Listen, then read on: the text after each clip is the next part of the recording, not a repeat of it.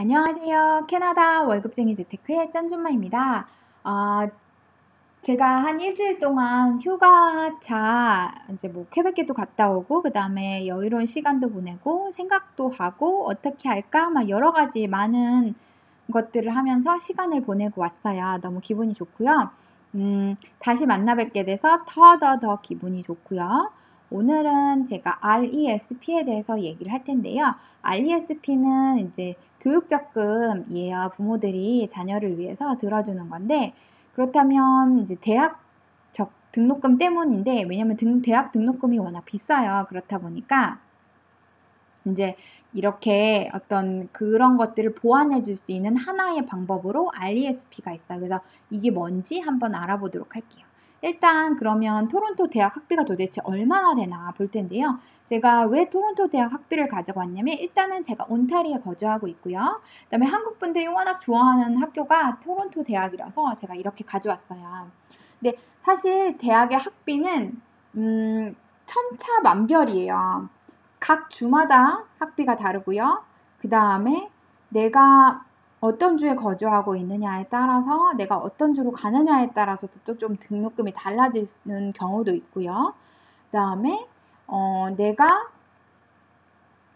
뭐 어떤 과를 선택하느냐에 따라서도 또 달라질 수가 있고 내가 그 어떤 똑같은 과를 선택했다고 하더라도 어디 위치에 있는 학교를 선택했느냐에 따라서도 그러니까 학과를 선택했느냐에 따라서도 또 학비가 달라질 수 있어요. 정말 천차만별인데 다행스럽게도 토론토 대학에서 대략적인 학비를 가늠할 수 있도록 이런 표를 만들어 놓았더라고요. 그래서 제가 가지고 왔어요.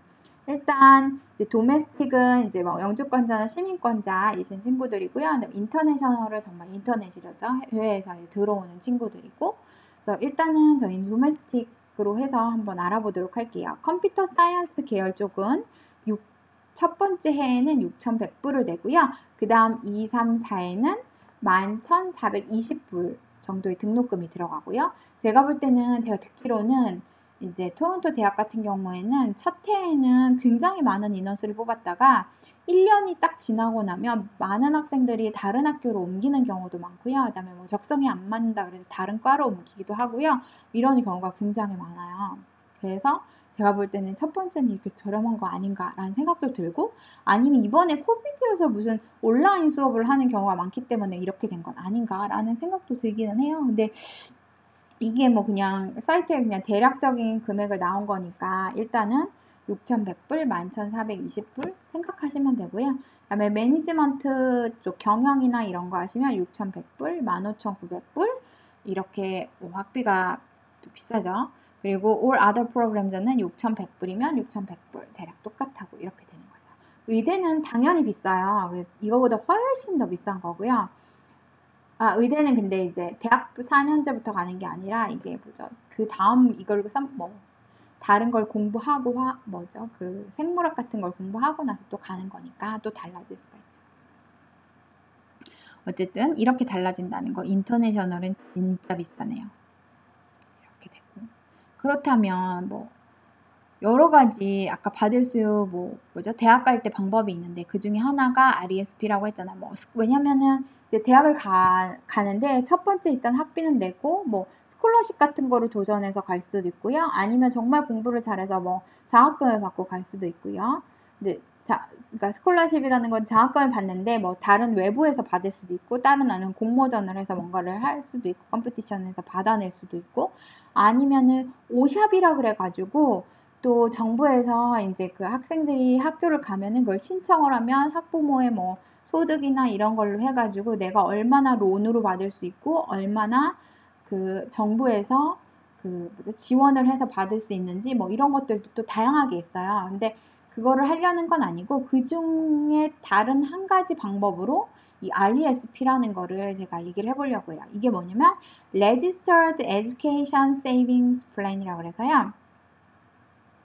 그러니까 정부에다가 어떤 등록을 해서 이 교육 적금을 드는 거예요. 근데 이거 누가 해줄 수 있나? 부모나 보호자가 미래의 자녀에게 교육비를 저축하는 의미로 하실 수가 있어요.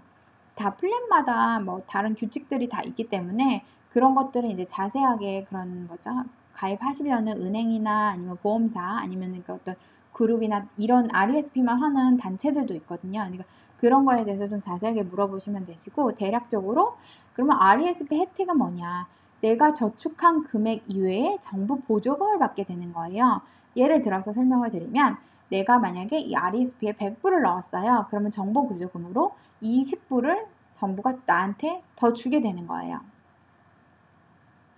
이렇게 운영이 되는 거고, 그러면 이런 RESP는 도대체 어떻게 몇 가지 내가 정부 보조금을 받을 수 있나 보면요. 일단은 캐나다 에듀케이션 세이빙 그랜트하고 그 다음에 캐나다 러닝 번드하고 이렇게 두 가지 종류로 일단 크게 나눠요. 그렇다면 그 CSG가 뭔가 한번 보도록 할게요. CSG는 아까 말한 대로 저축액의 20%를 정부 보조금으로 받을 수 있는 거예요. 그런데 한정없이 내가 1000불을 넣었다고 해서 무조건 20%다 주냐, 이런 뭐 5000불을 넣었는데 20%를 다 주냐, 이런 건 아니고요. 이거는 한 해에 2,500불을 저축하게 되시면은 저축액의 20%인 맥시멈 500불의 정부 보조금을 무상으로 받을 수 있게 되는 거예요. 하지만 한 가지 주의할 점은 불입 한도는 없어요. 말하자면 내가 2,500을 넣어도 되고요. 사실 5,000불을 넣어도 상관은 없어요. 하지만 정부 보조금이 500불이기 때문에 뭐죠? 2,500불 이상 하는 거는 의미가 없어지는 거예요. 왜냐면 나는 이 20%의 정부 보조금을 받으려고 어떻게 보면 내 돈을 묶어놓는 거나 마찬가지잖아요. 그래서 그 약간 의미가 없다, 이렇게 생각을 하시면 되고요. 그 다음에 이 외에도 보호자의 소득에 따라서 매년 최대 100불에서 까지는 추가적인 보조금을 받을 수 있어요. 이것도 조금 더 밑으로 방금 내려가서 제가 표를 보고 설명을 드릴게요. 보시면은 이 47,630불 이하의 소득을 가지고 있으면 20%인 100불까지, 맥시멈 100불이에요. 내가 나입하는 금액의 20%인 100불을 추가로 더 받을 수가 있게 되는 거고요. 이 47,630에서 95,259인 사람은 10%인 50불 맥시멈 더 조금 더 추가적으로 받을 수 있는 거고, 95,259불 이상의 경우에는 자격이 안 되세요. 네, 요게 기본인 거예요. 그래서 2,500불까지는 무조건 20%를 준다. 다 동일하게 주게 되는 거죠. 여기에서 차이가 나기 때문에 지금 이 금액이 600불, 550, 500 이렇게 되는 거예요. 근데 여기서 또 주의하셔야 되는 게 보면은 라이프타임 맥시멈이 다 동일하게 7,200불이에요. 그렇다면은 이 7,500불까지만 정부에서 받을 수 있는 거잖아요. 그러면은 이 소득이 적으신 분들 같은 경우에는 대략적으로 지금 600불이라고 했을 때 한 12년 정도 불입을 하시면은, 꾸준히 불입을 하시게 되면은 2,200불의 대략적인 금액을 다 받게 되시는 거고, 여기는 한 13년 정도 대략적으로 하면 대략 다 많이 받게 되는 거고, 여기 보시면 14년을 불입해야 이렇게 받게 되시는 거예요. 95,000불 이상인 경우에는. 이렇게 생각하시면 되고요. 그러니까 태어나자마자 해도 좋죠. 계속 꾸준히 불입하면 좋지만 꼭 그렇게 하진 않으셔도 되는 거죠. 어떻게 보면. 그리고 그 이후에는 정지만 시켜놓을 수도 있는지 사실 저도 모르겠네요. 생각을 안 해봐서. 일단 이렇게 되고, 그 다음에 캐나다 러닝 번드는 그러면 뭐냐 알아보도록 할게요. 이거는 자녀가 캐나다에 거주하고 소셜 인슈런스 넘버가 있으면 신청을 해서 받을 수가 있는 거예요.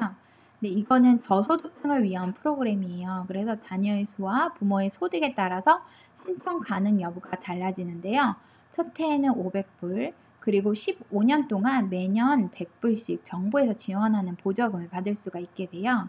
따라서 수혜자가 받을 수 있는 최대 금액은 2,000불까지 받으실 수가 있고요. 여기서 2020년도에 도대체 얼마의 소득과 몇 명의 자녀가 있어야지 이걸 받을 수 있는지 기준을 한번 보도록 할게요. 1명에서 3명인 경우에는 47,630불 이하인 경우에 이 금액을 받으실 수가 있고요. 그다음에 53,740불보다 적은 경우에는 2명의 자녀가 필요하게 되고요. 59,876불 이하로 소득이 될 경우엔 5명이고요. 그 다음에 66,011불인 경우에는 6명의 자녀, 그 이후에도 계속 쭉쭉 있는데 사실 한국 분들은 뭐 6분, 7분은 잘 안 나으시니까 제가 여기까지만 가지고 왔어요. 그리고 이거는 로우 인컴 패밀리만 되고요. 2004년 이후에 태어난 자녀에게 해당이 되고요. 그 다음에 캐나다 레지던트 거주자에게 이제 혜택이 되고, 당연히 소셜 인슈런스 넘버를 가질 수 있는 사람에 한해서 되는 거예요. 대부분 그래서 영주권자나 시민권자인 경우에 이걸 가입을 하실 수가 있고 이걸 신청하실 수가 있어요. 그리고 RESP라는 이 상품을 이제 구입을 하셔서 열어야 돼요. 그래야지 이걸 받으실 수가 있는 거고요. 또 추가적으로 사실 이건 온타리오에는 없어요. 그런데 프로벤셜 에듀케이션 세이빙 플랜이라고 해서 사스카추안이나 BC주 같은 경우에는 돈을 지금 캐나다 정부에서 주는 것보다 추가적으로 주정부에서도 또 돈을 넣어주는 거예요. 근데 퀘벡 에듀케이션 세이빙 인센티브 같은 경우에 뭐냐면 돈을 추가로 넣어준다는 개념보다 내가 텍스를 신고할 때 이 금액에 대해서 리펀더블 텍스 크레딧으로 받으실 수가 있어요. 그런데 이거는 신청을 해야지만 이제 이 인센티브를 받을 수가 있어요. 퀘벡. 그래서 그런 것도 한번 알아두시면 좋을 것 같고요. 그리고 추가로 이제 그럼 만약에 다 불입을 하고 나서 인출할 때가 되잖아요. 그러면 이제 두 가지로 크게 나눌 수가 있어요. 대학을 진학한 경우와 진학하지 않을 경우. 일단은 진학한 경우에는 서류를 제출하고 RESP를 인출할 수가 있는데요. 첫 번째 13주 이내에는 최대 5,000불까지만 인출을 하실 수가 있고요. 그 후에는 언제든지 제한 없이 인출이 가능하세요. 좀 팁을 드리자면 일단 정부 그란트나 아니면 정부에서 줬던 돈을 이때 초기에 저자면 이렇게 많이 이렇게 찾는 게 좋으세요. 그리고 이렇게 찾으시고 근데 당장 필요하지 않은 경우도 있잖아요. 그러면 그냥 유지해 두셔도 돼요. 그러면 한 36살까지는 그냥 오픈해서 유지한 상태로 유지하실 수가 있고요. 그 다음에 인출된 RESP 중에서 부모가 저축한 원금이 아닌 정부 보조금과 이자 소득은 인출한 당해의 자녀의 소득으로 보고가 되게 되고요. 하지만 보통 그 소득의 금액이 세금을 납부해야 할 만큼이 되는 경우는 많지 않을 수 있고요. 그 다음에 자녀가 대학에 그럼 진학을 하지 않을 경우도 생기잖아요. 이럴 경우에는 이제 또 몇 가지로 추릴 수가 있겠는데 크게 그냥 직장 생활을 하다가 나중에 가는 경우, 그 다음에 아예 가지 않는 경우 한번 이렇게 생각을 해볼게요. 일단 아까 유지할 수 있다고 말씀을 드렸고 그 유지를 36년 동안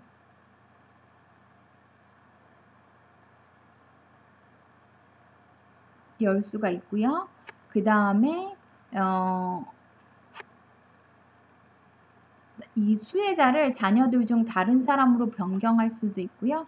아니면 나의 개인 연금이나 장애 연금 등으로 전환하실 수도 있어요. 또한 원할 경우 부모가 원금을 회수할 수도 있고요. 그렇지만 이런 경우에는 RESP가 교육비로 사용된 것이 아니기 때문에 받았던 정부 보조금은 다시 정부로 반환되고 원금과 그에 따른 이자 수익만 받게 되세요. 이때 이자 수익과 관련된 부분은 부모의 소득으로 잡히게 된다는 점 참고하시면 될 것 같고요. 그렇다면 이 RESP는 도대체 어떤 플랜이 있나 보도록 할게요. 일단 크게 세 가지 플랜이 있는데요. 개인 플랜, 가족 플랜, 그룹 플랜으로 나누게 돼요. 그런데 이제 은행 같은 경우에는 개인이나 가족 플랜 이렇게 가지고 있고요. 그다음에 이제 보험사나 이런 경우에는 개인 플랜, 가족 플랜, 그룹 플랜.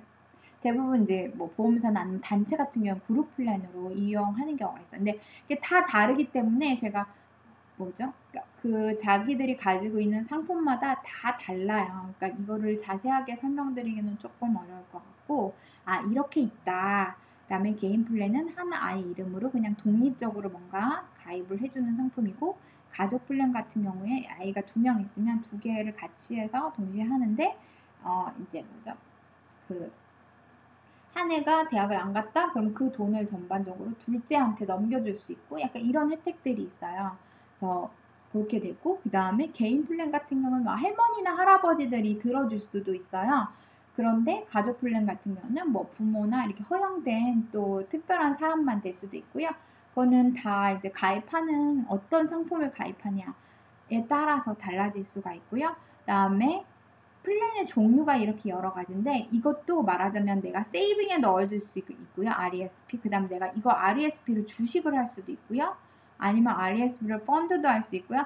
여러 가지 할 수 있는 것들은 다양해요. 그러니까 한번 생각해 보시면 되고요. 그 다음에 가입 방법으로는 이제 은행이나 보험사에 가셔가지고 확인하시면 되고, 저번에 아까 말씀드린 대로 이 RESP 같은 경우에는 어떤 하나의 방법이에요. 그래서 스콜라십이나 아니면 투이션